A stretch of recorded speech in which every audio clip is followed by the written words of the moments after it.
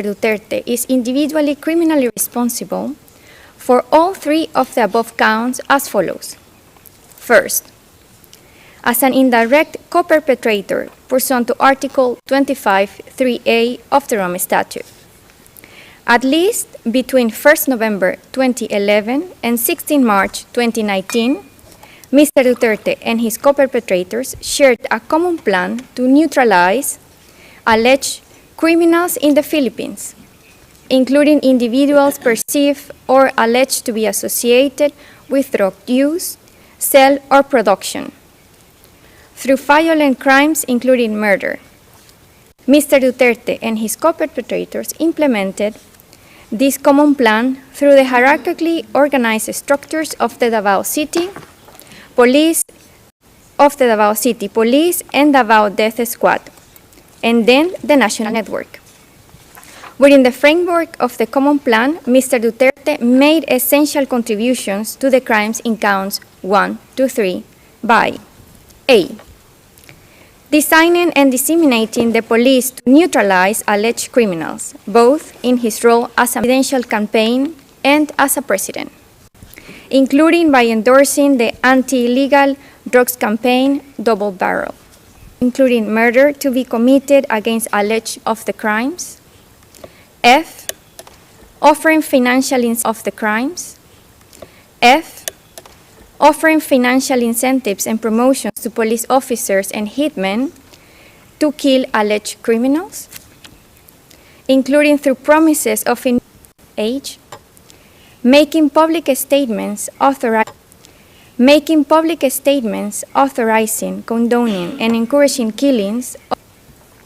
I. Authorizing state actors. J. Publicly naming individuals and holding up charts from lists of alleged criminals, including so-called high-value targets, some of whom were subsequently killed. Second, in the alternative, Mr. Duterte is charged with ordering and/or inducing the charged crimes pursuant to Article 25(3)(b) of the Rome Statute, and/or aiding and abetting these crimes pursuant to Article 25(3)(c) of the Rome Statute.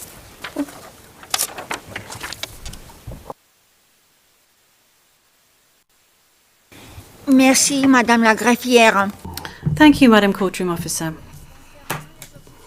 With regard to objections and observation 6, to which the OTA on the 17th and the 18th of February 2026.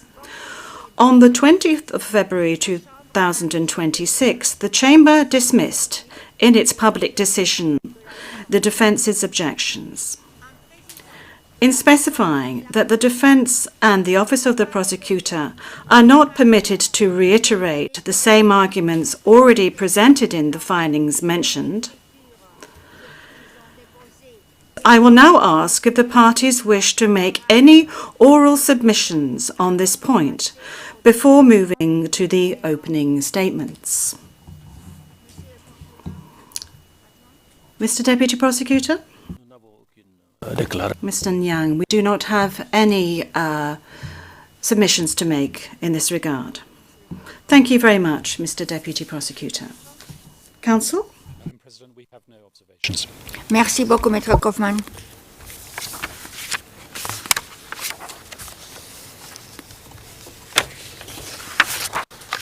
Donc, on peut maintenant passer à la phase. So we can now move on to stage 2, namely the opening statements, and I hand over to the Office of the Prosecutor. Mr. Deputy Prosecutor, please. Madam President, honorable member of the bench, all those following these proceedings inside the courtroom and outside, and especially those in the Philippines. Today marks an important day for international justice for the people of the Philippines, for the victims, and for this court the commencement of the confirmation hearing against Mr. Rodrigo Roa Duterte is a reminder of the court's unwavering commitment to its mission to investigate and prosecute individuals for the most serious crimes of concern to the international community and to bring justice to the thousands of victims of the mass crimes and atrocities perpetrated in the Philippines. It is also a reminder that those in power are not above the law. Your Honors, over the course of the next 20 minutes or so, I will provide an overview of the evidence in this case that demonstrates that Mr. Duterte is responsible for the charged crimes. And my team will then develop aspects of this evidence in more details. This case before you today, it is before you today because there are substantial ground to believe that Mr. Duterte is criminally responsible for those three counts of murder just spelled out and attempted murder as crimes against humanity. These charged crimes were committed during the time within the court jurisdiction, which is between the 1st of November 2011 and the 16th of March 2019. At first, they were committed in and around Davao City, where Mr. Duterte was a mayor, and then expanded across the rest of the Philippines when he became president. Mr. Duterte is charged with 49 incidents of murder and attempted murder of 78 victims, including children. These murders and attempted murders were part of a widespread and systematic attack that overall resulted in the killings of thousands of civilians across the country during the relevant time frame. Thus, the charged incidents are merely a fraction of the overall criminality that resulted from Mr. Duterte's so-called war on drugs. What is Mr. Duterte's core contribution? Your Honors, Mr. Duterte played a pivotal role in the commission of the charged crimes. His contribution was essential, as he was at the very heart of the common plan to use his words, to neutralize alleged criminals in the Philippines, including through murders. The victim included individuals associated with or perceived to be associated with drugs.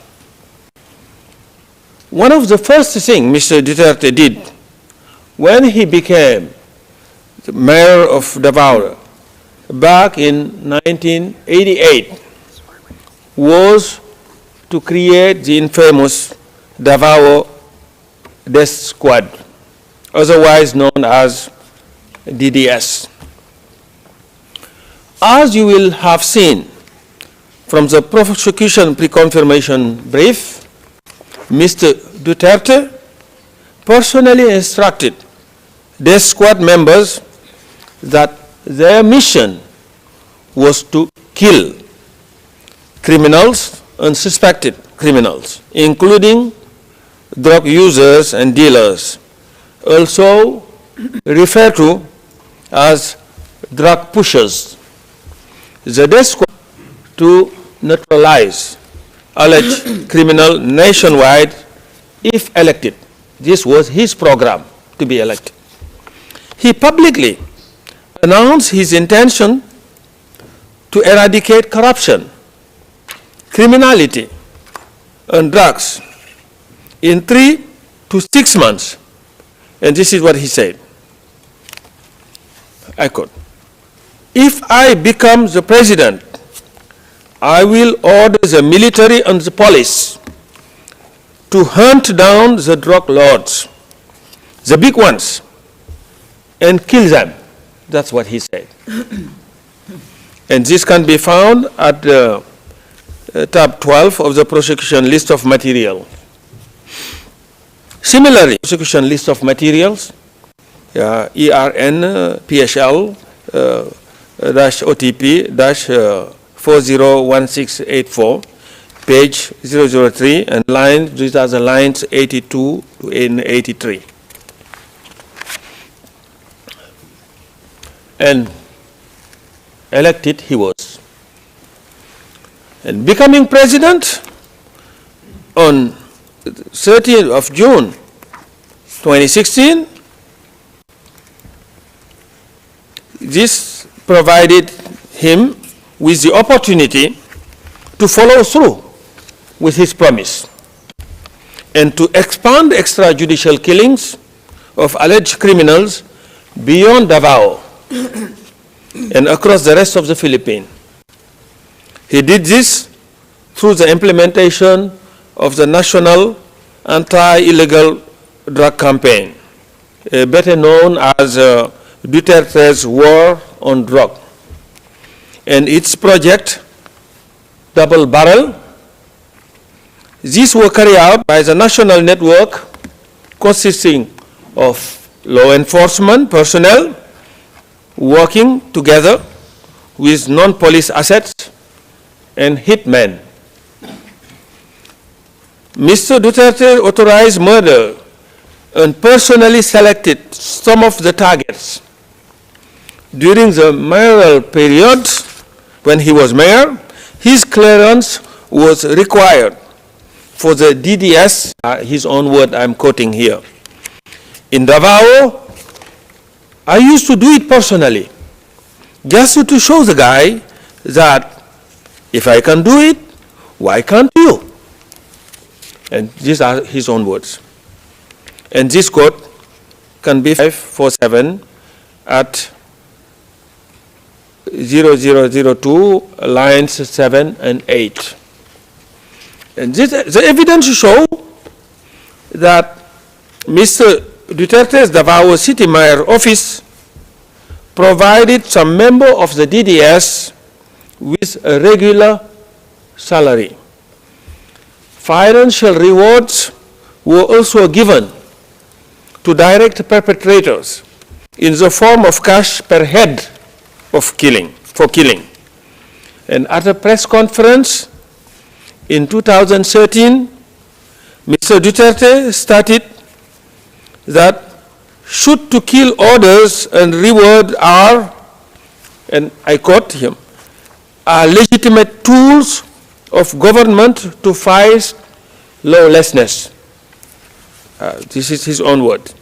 And if he surrendered to me or his carcass dead, then I double the price. And again, and that was what he boasted.